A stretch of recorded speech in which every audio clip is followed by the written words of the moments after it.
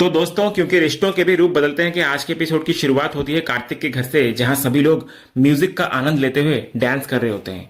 इसी बीच कार्तिक की नजर अचानक वृंदा पर पड़ती है। उसको देखते ही वो कुछ पल के लिए अपनी ही दुनिया में खो जाता है। उसके मन में एक खूबसूरत ख्याल आता है जिसमें वो खुद को और वृंदा को अकेले डांस फ्लोर पर देखता है। दोनों एक दूसरे के साथ बेहद खुश होकर रोमांटिक डांस कर रहे होते हैं और उस पल में उनके अलावा वहां कोई और नहीं होता। लेकिन तभी किसी के हाथ लगाने से कार्तिक का सपना टूटता है। वो तुरंत हकीकत में लौटता है। उसके पास खड़ा देव मुस्कुराते हुए उसका मजाक उड़ाते हुए कहता है कि उसे तो लग रहा था कि कार्तिक का पूरा ध्यान सिर्फ वृंदा चाची पर है। तो देव की ये बात सुनकर मुन्नी और सुप्रिया मुस्कुराती हैं। मुन्नी मजाक में कहती है कि उसे पूरा यकीन है कि कार्तिक डांस तो सबके साथ कर रहा था, लेकिन उसके दिमाग में सिर्फ वृंदा ही थी। सुप्रिया भी मुन्नी की बात से सहमत होती हुई नजर आती है। उधर माधवी भी टिम्सी से कहती है कि कार्तिक सच में वृंदा के लिए बहुत अच्छा लड़का है और उसका स्वभाव बेहद अच्छा है। इसके बाद मुन्नी वृंदा से बोलती है कि उसे भी जाकर डांस करना चाहिए, क्योंकि कार्तिक तो उसे इमेजिन करके ही डांस कर रहा था। लेकिन वृंदा उनकी बात को अनसुना करके सीधे आरव के पास चली जाती है। वो देखती है कि जब सभी लोग डांस कर रहे हैं तब भी आरव अपने आईपैड में बिजी है। वृंदा उसे प्यार से समझाती है कि अब आईपैड बंद कर दे, क्योंकि ज्यादा देर तक स्क्रीन देखने से आंखों पर असर पड़ता है। लेकिन आरव कहता है कि बस 1 मिनट बाकी है, सबसे जरूरी हिस्सा अभी आने वाला है। यह सुनकर वृंदा हैरान हो जाती है कि एवी का इंटरव्यू अभी भी चल रहा है। तो आरव उत्साहित होकर कहता है कि अब सबको सच्चाई पता चल जाएगी। जो लोग उसके एवी को चोर कह रहे थे उन्हें अब जवाब मिल जाएगा। उधर प्रेस कॉन्फ्रेंस में पत्रकार अंगद से कहते हैं कि अगर वो अपने पर्सनल लाइफ के बारे में बात नहीं करना चाहता तो कोई बात नहीं, लेकिन उसकी प्रोफेशनल लाइफ से जुड़े सवालों का जवाब तो दे सकता है। इसके बाद पत्रकार सीधे लिरिक्स कंट्रोवर्सी का मुद्दा उठाते हैं। वे पूछते हैं कि उस पर दूसरे के लिरिक्स चुराने का आरोप लगा है। क्या यह सच है कि उसने किसी और का लिखा हुआ गाना अपने नाम से पेश किया है? अंगद कुछ बोल पाता है उससे पहले विकास बीच में आ जाता है। वो कहता है कि ये सभी आरोप पूरी तरह झूठे हैं और इनमें कोई सच्चाई नहीं है। तब एक पत्रकार कहता है कि आरोप लगाने वाले व्यक्ति ने अपने लिरिक्स के स्क्रीनशॉट्स भी शेयर किए हैं। उन स्क्रीनशॉट्स से पता चलता है कि वे लिरिक्स एवी के गाना रिलीज होने से एक दिन पहले ही ऑनलाइन पोस्ट किए गए थे।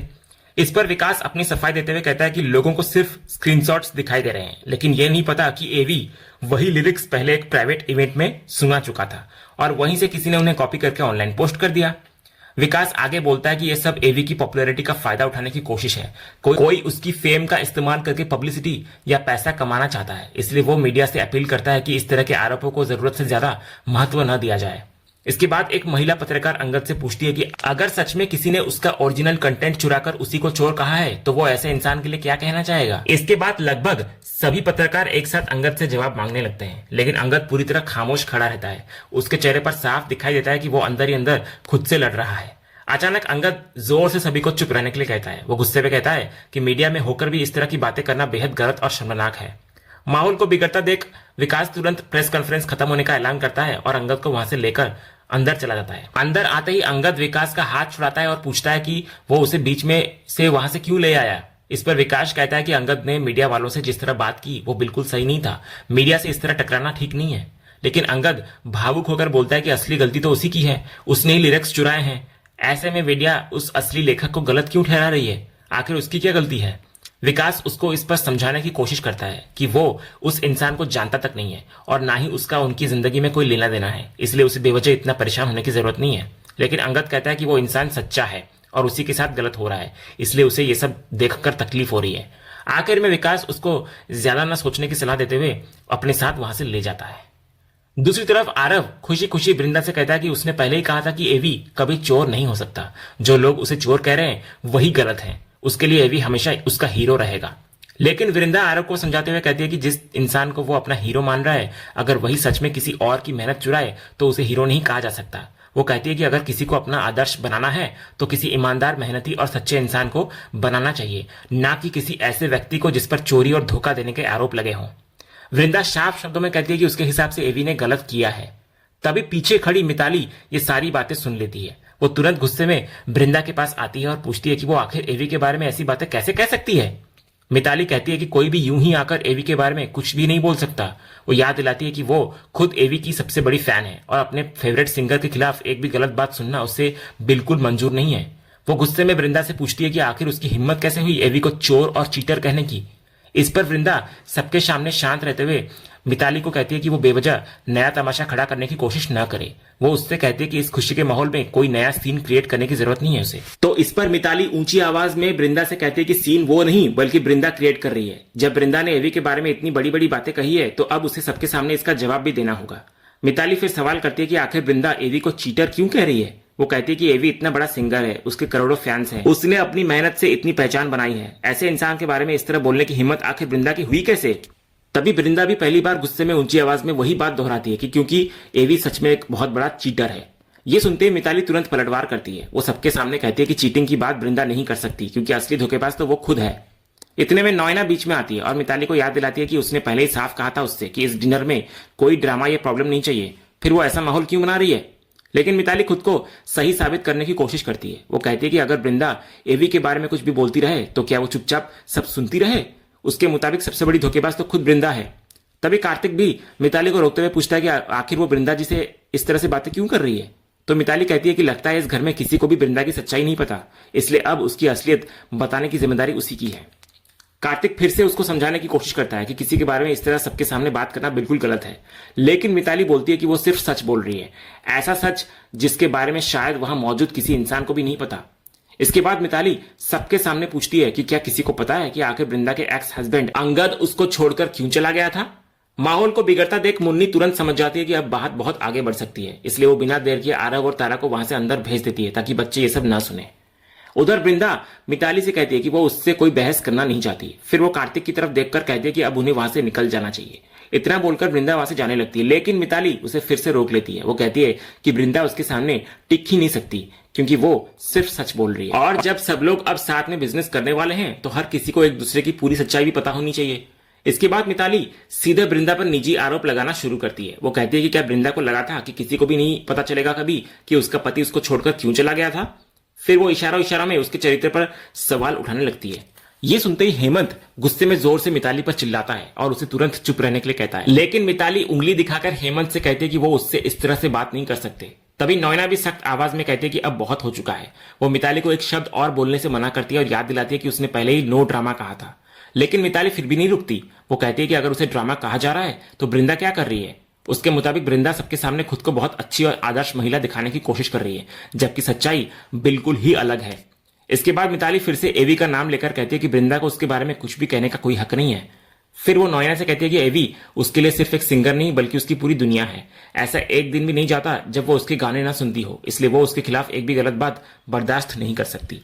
इसके बाद मिताली सारी हदें पार करती हुई नजर आती है। वो सबके सामने वृंदा के पास्ट को उछालते हुए बेहद गंभीर आरोप लगाती है। वो कहती है कि वृंदा ने अपने पति को धोखा दिया था, यहां तक कि वो ये भी कहती है कि शादीशुदा होने और एक बच्चे की मां बनने के बावजूद उसने किसी और का बच्चा अपने गर्भ में रखा था। मिताली दावा करती है कि इसी कारण अंगद उसको छोड़कर चला गया था।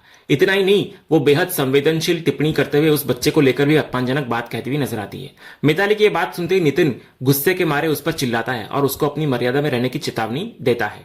उधर वृंदा की आंखों से आंसू निकलते हैं, लेकिन मिताली फिर भी नहीं रुकती। वो कहती है कि अब रोने से कुछ नहीं होगा, अगर सच सुनकर बुरा लग रहा है तो इसमें उसकी कोई गलती नहीं है। इतना सुनते ही वृंदा खुद को संभाल नहीं पाती और रोते हुए वहां से बाहर चली जाती है। परिवार के लगभग सभी लोग तुरंत उसके पीछे निकल जाते हैं।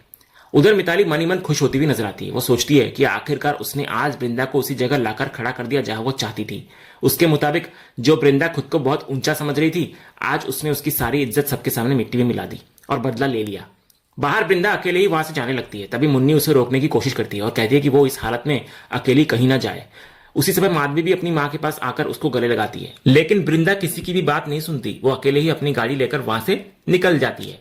उधर मुन्नी बेहद खुद दुखी होकर ऋतिक से कहती है कि मिताली ने उसके साथ जो किया वो अलग बात थी, लेकिन आज उसने वृंदा भाभी के साथ जो किया वो बहुत गलत किया। ऋतिक भी कहता है कि उसे पहले से अंदाजा था कि मिताली जहां जाएगी वहां कोई ना कोई तमाशा जरूर करेगी। इसी बीच हेमंत गुस्से के मारे नॉयना की तरफ देख रहा होता है। कुछ देर बाद हेमंत ऋतिक से कहता है कि वो सभी लोगों को लेकर तुरंत घर चला जाए।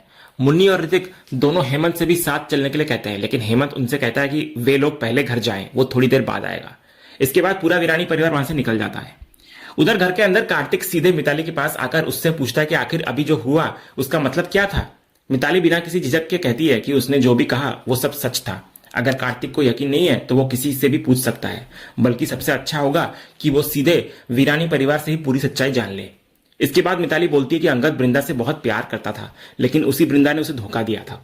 फिर मिताली कार्तिक को अपने पास्ट की कहानी बताती हुई नजर आती है। वो कहती है कि शायद ये बात किसी को नहीं पता होगी कि कभी उसकी और अंगद की सगाई हुई थी, लेकिन बाद में वृंदा उनके बीच आ गई। इसके बाद उसने खुद पीछे हटकर सेक्रीफाइस किया और उसकी शादी अंगद के छोटे भाई ऋतिक से हो गई। यह सुनकर कार्तिक हैरान हो जाता है। वो पूछता है कि क्या सच में ऋतिक मिताली का एक्स हस्बैंड था? तो मिताली हाँ में जवाब देती है। फिर खुद को बिचारी दिखाते हुए कहती है कि शायद भगवान को उसका सच्चा प्यार मंजूर नहीं था, इसलिए जो बलिदान उसने किया था वही उसकी लाइफ की सबसे बड़ी सजा बन गया। फिर मिताली रोने की एक्टिंग करते हुए कार्तिक से कहते हैं कि वो उसे कैसे बताया कि ऋतिक ने उसके साथ कितना बुरा व्यवहार किया था। उसके मुताबिक ऋतिक ने उसे इतना टॉर्चर किया कि आखिरकार उसे मजबूर होकर उसे छोड़ना पड़ा। इसके बाद मिताली कहती है कि आखिर उसने ऐसा फैसला क्यों किया, इसकी वजह भी कार्तिक को जानना चाहिए। वो आरोप लगाती है कि ऋतिक का अपनी ही मेड के साथ अफेयर चल रहा था और बाद में उसने उसी नौकरानी से शादी भी कर ली। ये सुनकर कार्तिक हैरानी से पूछता है कि वो लड़की कौन थी? तब मिताली कहती है कि वो कोई और नहीं बल्कि मंजूरी यानी मुन्नी थी। कार्तिक चौंक कर कहता है कि लेकिन मंजूरी यानी मुन्नी तो आज एक कलेक्टर है। इस पर मिताली कहती है कि हाँ, मंजूरी ही आज मुन्नी के नाम से जानी जाती है, लेकिन कभी वो वीरानी परिवार के शांति निकेतन में नौकरानी हुआ करती थी। मिताली आगे बोलती है कि उसे पता है ये सब सुनकर कार्तिक को बहुत बड़ा झटका लगा होगा, लेकिन उसके मुताबिक वीरानी परिवार की सच्चाई ही ऐसी है और उसने खुद अपनी लाइफ में इन लोगों की वजह से बहुत कुछ सहा है। इसके बाद मिताली बात को अंगद और वृंदा की तरफ मोड़ देती है। वो कहती है कि अगर सच कहा जाए तो अंगद इतना बुरा इंसान नहीं था, लेकिन उसने भी आखिर शादी एक मेड टाइप लड़की से ही की। ये सुनकर कार्तिक पूछता है क्या वो वृंदा की बात कर रही है? तो मिताली तुरंत हाँ में जवाब देती है। वो कहती है कि शायद कार्तिक को यह भी नहीं पता होगा कि वृंदा किसी अमीर परिवार से नहीं थी, वो एक साधारण सी चौल में रहती थी और अंगद के ऑफिस में एक छोटी सी नौकरी करती थी। मिताली आरोप लगाती है कि वहीं पर वृंदा ने अंगद को अपने प्यार के जाल में फंसा दिया। इसके बाद वो ताना कसते हुए कहती है कि यह परिवार हमेशा ऐसी हरकतें करता आया है, कभी मालिक अपनी नौकरानी के साथ रिश्ता बना लेता है तो कभी बॉस अपनी एम्प्लॉय के साथ। फिर मिताली अचानक कार्तिक का हाथ पकड़ लेती है और उससे कहती है कि वो उसे गलत ना समझे, वो ये सब सिर्फ इसलिए बता रही है क्योंकि अब वे दोनों बिजनेस पार्टनर्स बनने वाले हैं, इसलिए कार्तिक का हक है कि जिन लोगों के साथ वो काम करने जा रहा है उनके बारे में पूरी सच्चाई उसे पहले से पता हो। मिताली आगे बोलती है कि ऐसा नहीं है कि वो नौकर जैसे लोगों को बुरा समझती है। उसके मुताबिक ऐसे लोग मेहनती जरूर होते हैं, लेकिन उनका स्टेटस और लेवल वहीं का वहीं रहता है।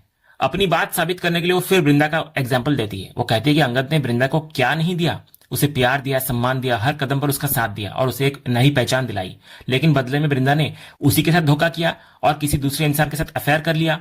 इतना ही नहीं, मिताली एक और बड़ा आरोप लगाते हुए कहती है कि वृंदा तो किसी और के बच्चे की मां बनने वाली थी। मिताली की यह बात सुनते ही कार्तिक पूरी तरह हैरान नजर आता है। वो अविश्वास भरी नजरों से मिताली की तरफ देखने लगता है और इसी सीन के साथ आज का ये एपिसोड यहीं पर खत्म होता है। तो दोस्तों, आपको आज के एपिसोड का अपडेट कैसा लगा? अपनी राय हमें कमेंट बॉक्स में जरूर बताइए। अगर आपको आज का ये वीडियो पसंद आया हो तो वीडियो को लाइक और शेयर जरूर करें और ऐसे ही लेटेस्ट एपिसोड के अपडेट्स जानने के लिए हमारे इस चैनल को सब्सक्राइब करना ना भूलें और बेल आइकन को भी जरूर दबाएं। मिलते हैं अगले एपिसोड के अपडेट के साथ, तब तक के लिए धन्यवाद।